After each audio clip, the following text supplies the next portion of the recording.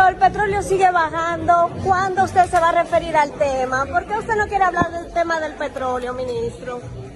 Ministro, respóndalo, no sea así. Como ministro, usted tiene que darnos respuesta a los medios. ¿Por qué usted no quiere hablar del tema del petróleo que sigue bajando de precio? Muy amable de tu parte. Pero mira, ayer, dentro de las cosas que me tocó oír, porque fueron varias y están en las redes, asistí a la juramentación de la nueva presidenta de la Cámara de Comercio, Lucy Huelmón, salía Manuel Luna, y ahí estuvimos conversando. Se me acercaron unos amigos de la prensa, como siempre, y me preguntaron sobre ello. Cuando terminé de responderle la pregunta a todos los que estaban ahí, una joven me preguntaba del petróleo. Y sencillamente, bueno, yo creía que había terminado con ella. Y me devolví y le dije, tú eres muy amable, muchas gracias. Veámoslo otro día. Y seguí.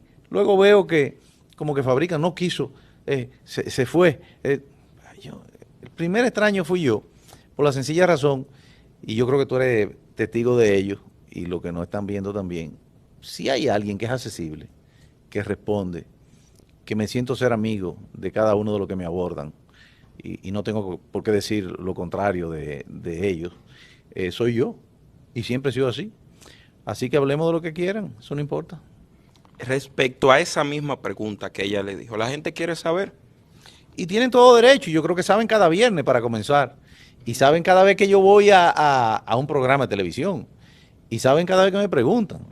Dime tú qué quieren saber, que yo te puedo responder. La salsa del petróleo, el precio aquí en República Dominicana, qué está pasando y aunque el ministerio todos los viernes hace una exposición de los precios, por qué, la razón, y también me gustaría saber aquí respecto a lo que tiene que ver con esa indexación del precio y el histórico.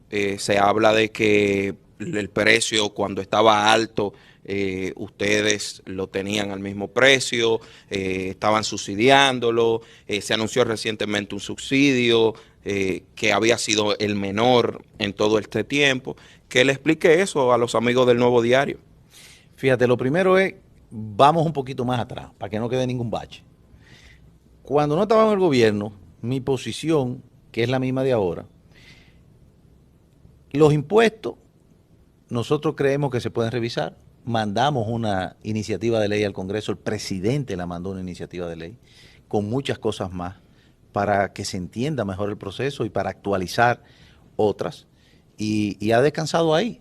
Y ahí hay representación de todos los partidos, de todos los intereses, incluyendo en ambas cámaras, donde yo me pasé 18 años, personas que legítimamente participan de lo que es el tema de los combustibles, ¿verdad? Número uno. Número dos, es una entidad pública, tanto la refinería como lo que nosotros hacemos, y yo creo que eso es parte de lo que la gente tiene que estar al día. Complicado de saber porque son estructuras de costo, no aquí en República Dominicana, en el mundo entero, que va con evaporación, con transporte marítimo, con costo de que cuando lo descargan, de que cuando lo suben, de que cuando se transporta, de que cuando es el detalle, de las primas de los seguros, una estructura que se tienen que entender y que no es tan fácil explicar incluso para el que no la pueda desmenuzar. Muy bien. Lo otro es que cuando nosotros llegamos, pues, bueno, ni hablar más de COVID, ni hablar más de la guerra. Sencillamente que en los 2 años y medio que tenemos aquí, van $1.000 millones en subsidio. En subsidio que anterior a lo que ocurría en el Estado, se han ido pagando. Antes era difícil que lo pagaban. O lo pagaban tarde. Nosotros lo pagamos religiosamente. Ese subsidio se lo pagan ¿a quién? Bueno, por ejemplo, a los importadores, donde está Refinería, donde está Exxon, donde está Total, donde hay un sinnúmero de actores que son públicos y que son compañías incluso de carácter internacional que cotizan en bolsas de valores, que tienen que tener los números claros y transparentes y seguros, y donde se emite un oficio que va a Contraloría, que va a presupuesto, que está en el presupuesto de todos los años, porque esto no es un invento. Todos los años se sabe que, por ejemplo, este año hay 20.000 millones de pesos destinados a los subsidios de hidrocarburos. Lo aprueban en el Congreso y está ahí y se emiten cada vez que hay un pago una solicitud que se tiene que pasar por auditoría y o es mentira o algo está pasando. Entonces estaríamos hablando de otra cosa, ¿verdad que sí? Y se anuncia todos los viernes y se paga religiosamente. Quiere decir que los subsidios son reales. Y si hay subsidio, quiere decir que el precio debería estar más caro. Porque si no hubiera subsidio, entonces hubiese un aporte, ¿verdad? Que ojalá que llegue. Ahora, tú me preguntabas qué ha estado pasando. Y yo, a través del tiempo de aquí, hemos estado aprendiendo. Y le pido a la gente que le dé seguimiento también para que aprendan igual que nosotros. Resulta que el WTI caminaba paralelo al valor de los destilados, gasoil y gasolina. Después que el gas natural explosionó y pasó de $2 el millar de BTU que se cotizaba en los Estados Unidos a 30 y a muchísimos más en Europa y comenzaron a venderlo todo para Europa, los destilados entonces se distanciaron del WTI. Y el WTI como valor de referencia era lo que por muchas décadas se tomaba como referencia también de los destilados. Y eso no se ha cerrado esa brecha. Y lamentablemente es una realidad que es difícil que la gente entienda, que es difícil de uno explicársela y que por eso yo primero te dije de los subsidios, que sí son reales y se pueden contactar porque hay pagos. Entonces, ¿qué queremos nosotros? Que baje. Pero ¿y quiénes son los primeros beneficiados? Sí, ¿qué mejor noticia de decirle a la población, bajó esto, bajó lo otro, y que todo el mundo aplauda? Pero seríamos nosotros, sería el presidente, sería yo mismo, y sería el pueblo y todo el mundo. Ahora, ¿qué ha pasado?